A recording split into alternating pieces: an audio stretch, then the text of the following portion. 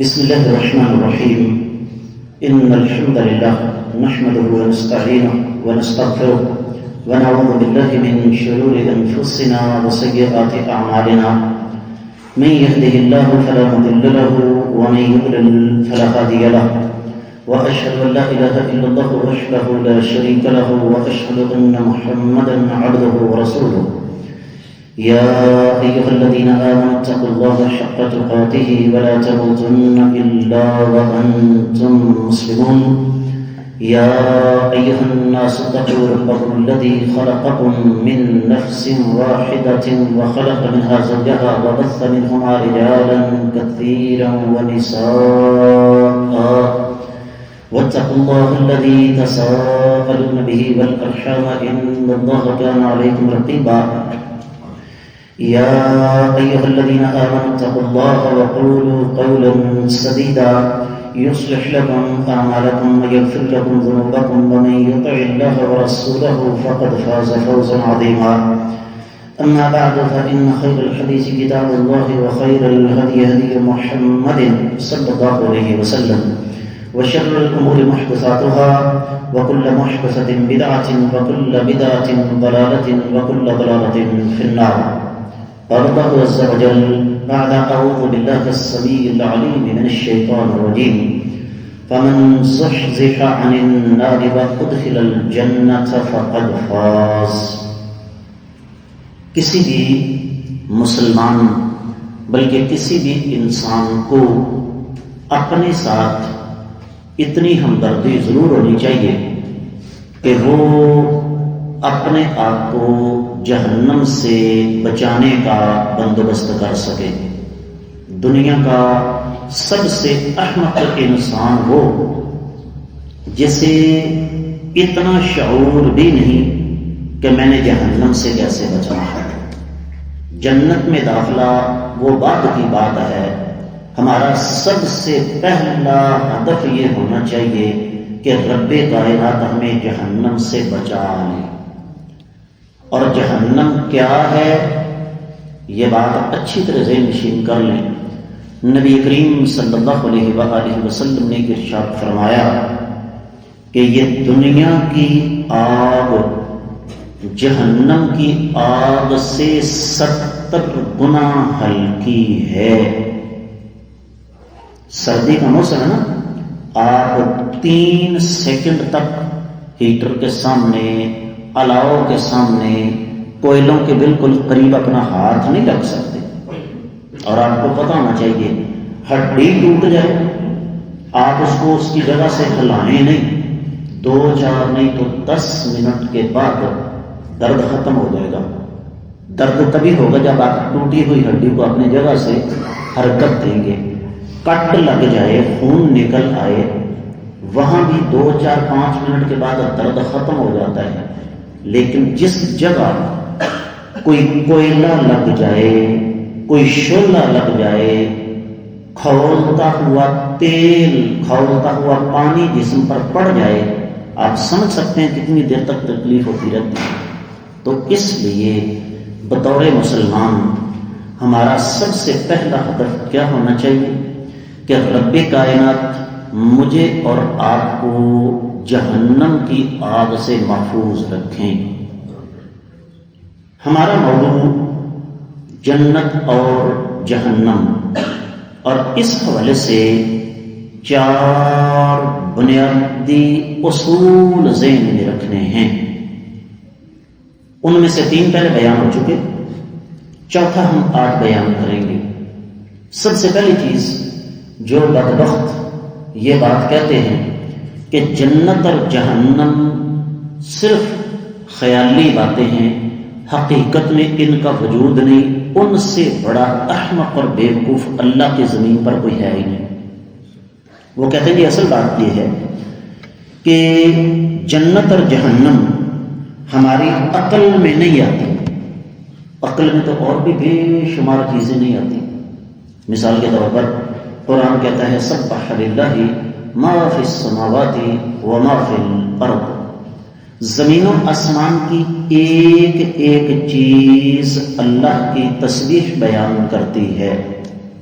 کیا آپ بتا سکتے ہیں آپ کے اوپر یہ جو چھت کے پنکھے ہیں یہ اللہ کی تسبیح کیسے بیان کرتے ہوں گے؟ کوئی بتا سکتا ہے؟ کیا خیال ہے؟ یہ کلاک لگا ہوا ہے، گھڑی لگی ہوئی ہے، یہ اللہ کی تسبیح کیسے بیان کرتی ہے؟ یہ مسلح اللہ کی تسبیح کیسے بیان کرتا ہے؟ اس اسپیکر کے ذریعے آپ کو آواز آ رہی ہے، یہ اسپیکر اللہ کی تسبیح کیسے بیان کرتا ہے؟ کوئی بتا سکتا ہے؟ بے شمار چیزیں ہیں جو انسان کی عقل میں نہیں آتی. جو چیز انسان کی عقل میں نہ آئے اس کے وجود سے انکار نہیں کیا جا سکتا. تو سب سے پہلے یہ کامل یقین اور ایمان رکھنا کہ جنت اور جہنم برحق ہیں، یہ خیالی چیزیں نہیں ہیں. دوسرا اصول، جنت اور جہنم مخلوق ہیں، پہلے نہیں تھی، اللہ نے ان کو پیدا فرمایا. کب؟ جب اللہ تعالیٰ کو منظور تھا، جب اللہ تعالیٰ کا فیصلہ تھا. تیسرا اصول، جنت اور جہنم اس وقت موجود ہیں. کہاں؟ یہ کس کو پتا جی؟ اللہ تعالیٰ کو پتا. اس کے بعد یہ تینوں اصول پہلے بیان ہو چکے ہیں. آج میں چوتھے اصول پر بات کرنا چاہوں گا، اور وہ یہ کہ جنت اور جہنم یہ کبھی بھی فنا نہیں ہوں گی، یہ دائمی اور ابدی ہیں. دوبارہ دوہرا اپنی اس بات کو، اس بات پر ایمان رکھنا یہ چوتھا رکن ہے کہ جنت اور جہنم یہ ہمیشہ ہمیشہ رہیں گی، کبھی بھی فنا نہیں ہوں گی. بعض لوگ کہتے ہیں جی یہ دونوں عارضی ہیں، جنت بھی عارضی ہے، جہنم بھی عارضی ہے. اور اصل میں اس کے پس پردہ ایک مقصد ہوتا ہے، اور مقصد کیا ہوتا ہے کہ ہم جو غلط کام کر رہے ہیں ہمیں غلط کام کرنے دو، اس لیے کہ اگر ہم جہنم میں چلے گئے تو کچھ عرصے کے بعد جہنم فنا ہو جائے گی، لہذا ہماری بھی چھٹی. نیک لوگوں کو نیکی سے روکنا کہ پہلی تو بات یہ ہے کہ تم جنت میں جاؤ گے، اور اگر جاؤ گے بھی تو جنت بہت جلد ختم ہو جائے گی، تمہیں جنت سے نکال دیا جائے گا. یہ عقیدہ باطل ہے. اور کیوں باطل ہے؟ اس کا ثبوت ہمیں قرآن مجید سے ملتا ہے مختلف انداز سے. مثال کے طور پر رب کائنات نے قرآن مجید میں جنت اور جہنم کے لیے لفظ خالدہ استعمال کیا، خا، لام اور دال، جس کا معنی ہمیشگی ہے.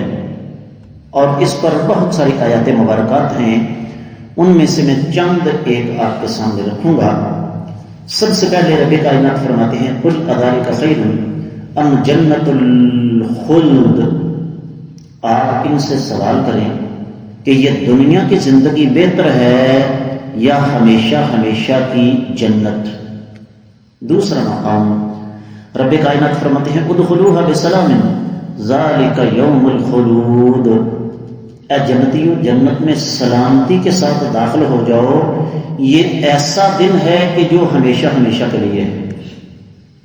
تیسرا مقام اولئک اصحاب الجنت هم فیہا خالدون. یہ لوگ جنت کے حقدار ہیں، اس میں ہمیشہ ہمیشہ رہیں گے. اس کے بعد چوتھا مقام ہے ان الذین آمنوا وعملوا الصالحات کانت لهم جنات الفردوس نزلا خالدین فیہا لا یبغون عنہا حولا. وہ لوگ جو ایمان لائے، نیک اعمال سر انجام دیتے رہے، ان کے لیے دنیا سب سے اعلیٰ جنت کی مہمان نوازی ہے. اور سب سے اعلیٰ جنت کون سی ہے؟ جنت الفردوس. نبی علیہ الصلوۃ والسلام کا فرمان ہے، فرمایا جب تم رب کائنات سے جنت کا سوال کرو تو جنت الفردوس مانگو، کیونکہ وہ سب سے اعلیٰ جنت ہے. ہم جب اپنے فوت شدگان کے لیے دعا کرتے ہیں تو یہ نہیں کہتے کہ یا اللہ میں جنت عطا فرما، کیا کہتے ہیں؟ یا اللہ ان کو جنت الفردوس عطا فرما. اور فرمایا خالدین فیہا، وہ ہمیشہ ہمیشہ اس میں رہیں گے. قرآن نے ایک دوسرا اسلوب اختیار کیا. استاد جی لفظ خالان دال کے ساتھ بعض مقامات پر اللہ تعالیٰ نے لفظ ابد استعمال کر دیا، اور ابد کا لفظ ہمارے ہاں اردو میں بھی استعمال ہوتا ہے، فلاں آدمی ابدی طور پر جنتی ہے، ابدی طور پر جہنمی ہے، یہ تاکید ہے۔ مثال کے طور پر رب کائنات ارشاد فرماتے ہیں ھذا یوم ینفع الصادقین صدقہم لہم جنات تجری من تحتها الانہار خالدین فیہا ابدا۔ یہ وہ دن ہے جس دن سچے لوگوں کو ان کی سچائی فائدہ دے گی، ان کے لیے ایسے باغات ہیں جن کے نیچے سے نہریں بہہ رہی ہیں، اور وہ ان میں ہمیشہ ہمیشہ دائمی طور پر رہیں گے۔ دوسرا مقام وَمَن يُؤْمِن بِاللَّهِ وَيَعْمَلْ صَالِحًا يُدْخِلْهُ جَنَّاتٍ تَجْرِي مِن تَحْتِهَا الْأَنْهَارُ خَالِدِينَ فِيهَا أَبَدًا قَدْ أَحْسَنَ اللَّهُ لَهُ رِزْقًا۔ جو اللہ پر ایمان لائے، نیک اعمال کرے، اللہ اسے ایسے باغات میں داخل کریں گے جن کے نیچے سے نہریں بہہ رہی ہوں گی، وہ اس میں ہمیشہ ہمیشہ دائمی اور ابدی طور پر رہیں گے۔ تیسرا مقام ان الذين آمنوا وعملوا الصالحات اولئک هم خیر البریہ جزاؤهم عند ربهم جنات عدن خالدین فیہا ابدا۔ وہ لوگ جو ایمان لائے اور نیک اعمال سر انجام دیتے رہے، یہ لوگ بہترین ہیں، ان کا بدلہ ان کے رب کے ہاں ہمیشہ ہمیشہ کی جنتیں ہیں جن میں وہ ہمیشہ ہمیشہ دائمی طور پر رہیں گے۔ تو کیا پتہ چلا ان دونوں قسم کی آیات سے کہ جنت دائمی ہے۔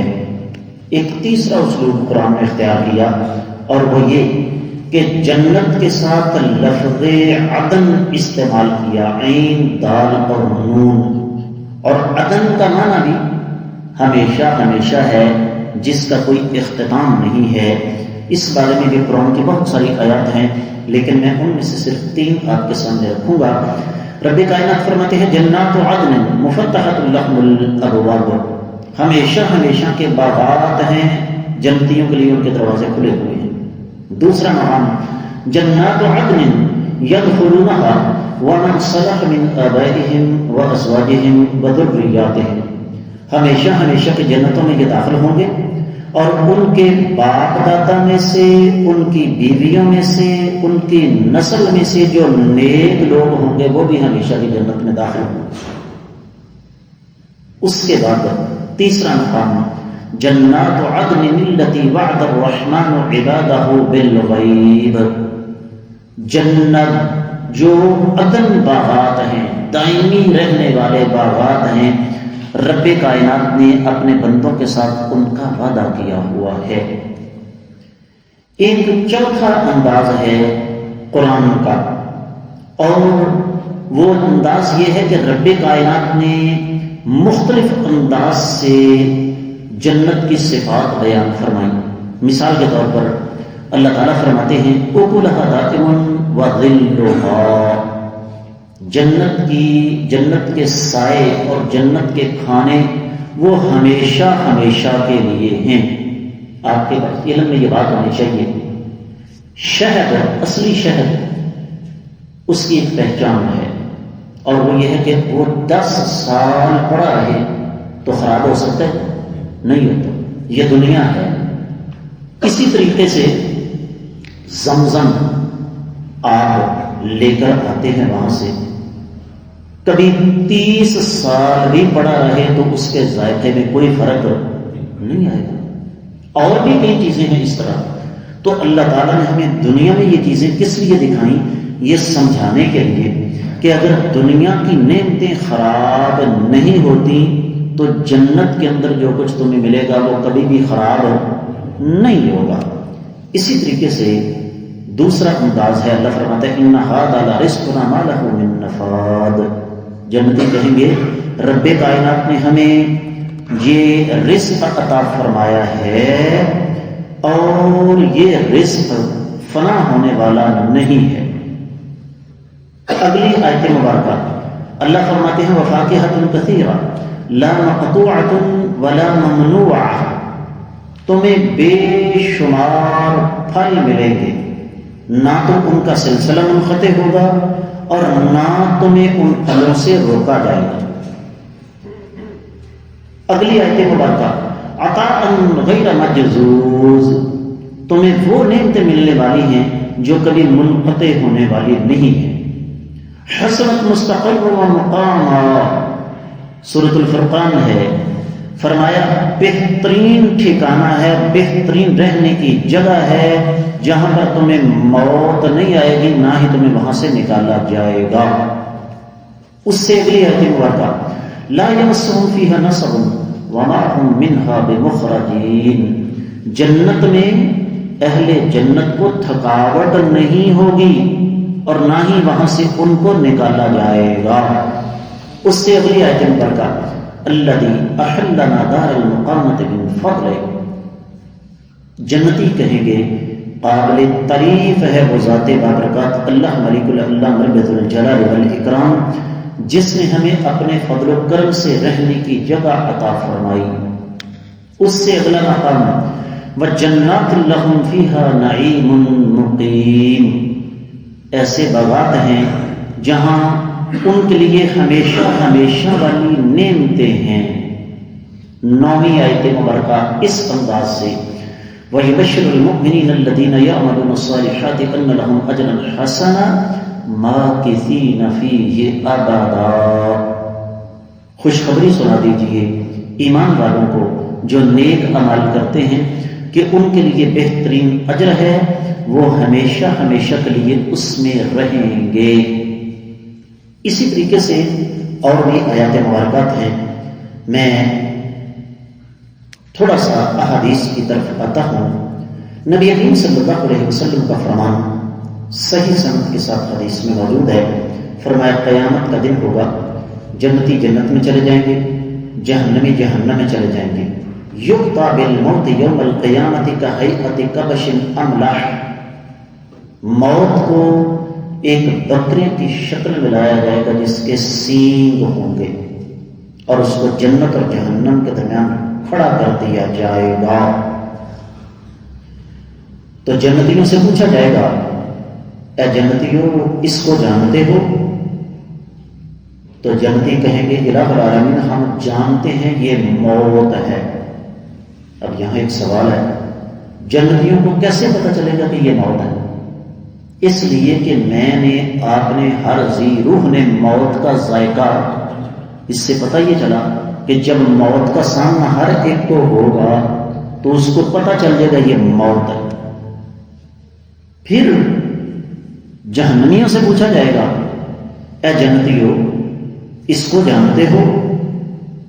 تو وہ سمجھیں گے کہ شاید ہمیں یہاں سے نجات مل جائے گی، تو وہ کہیں گے ہم جانتے ہیں کہ یہ موت ہے۔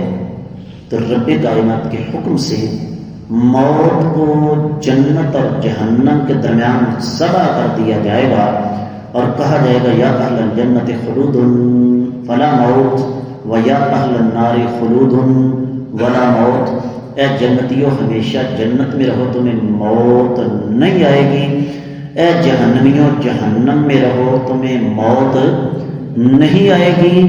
تو جنتی ان کی خوشی بڑھ جائے گی، جبکہ جہنمیوں کا صدمہ، غم، دکھ اور تکلیف اس میں اضافہ ہو جائے گا۔ دوسری حدیث مبارکہ جو کہ صحیح مسلم میں ہے، نبی کریم صلی اللہ علیہ وسلم نے ارشاد فرمایا، جو انسان جنت میں جائے گا اس کو جنت میں جو نعمتیں ملیں گی وہ کبھی پرانی نہیں ہوں گی، جنت میں کوئی شخص بوڑھا نہیں ہوگا، اور فرمایا جنت میں ہمیشہ ہمیشہ رہے گا، وہاں اس سے موت نہیں آئے گی۔ صحیح مسلم کی ایک اور حدیث ہے، نبی کریم صلی اللہ علیہ وآلہ وسلم نے ارشاد فرمایا کہ ایک آواز دینے والا آواز دے گا، اے جنتیوں رب کائنات کی طرف سے تم پر یہ انعام ہے، ان تصحوا ولا تسقموا۔ اس وقت کسی پنڈ میں موجود کسی ڈاکٹر کے پاس چلے جائیں، لائنیں لگی ہوں گی، ہسپتالوں کی تو بات ہی چھوڑ دینا، وہاں پر تو او ٹی پی پہ جو حشر نشر ہوتا ہے انسان پریشان ہو جاتا ہے دیکھ کر۔ جنتیوں کو یہ کہا جائے گا اے جنتیوں، رب کائنات کی طرف سے تمہارے لیے یہ خوشخبری ہے کہ تم یہاں کبھی بیمار نہیں ہوگے۔ وَإِنَّ لَكُمْ أَن تَشِبُّوا فَلَا تَحْرَمُوا، تم ہمیشہ جوان رہو گے، کبھی تم پر بڑھاپا نہیں آئے گا۔ اور پھر تیسری نعمت وَإِنَّ لَكُمْ أَن تَحْيَوْا فَلَا تَمُوتُوا أَبَدًا، کہ تم یہاں ہمیشہ ہمیشہ زندہ رہو گے، تمہیں موت نہیں آئے گی۔ تو حاصل کلام آج کے سبق کا خلاصہ کیا ہے کہ جنت اور جہنم دائمی اور ابدی ہیں۔ اگر کوئی شخص یہ عقیدہ رکھتا ہے کہ یہ فنا کی گھاٹ اتر جانے والی ہیں، ختم ہو جانے والی ہیں، تو ایسے شخص کو اپنے ایمان کی فکر کرنی چاہیے۔ باقی اس موضوع پر انشاءاللہ کل بات کریں گے۔ اللہ تعالیٰ سمجھ کر عمل کرنے کی توفیق عطا فرمائے۔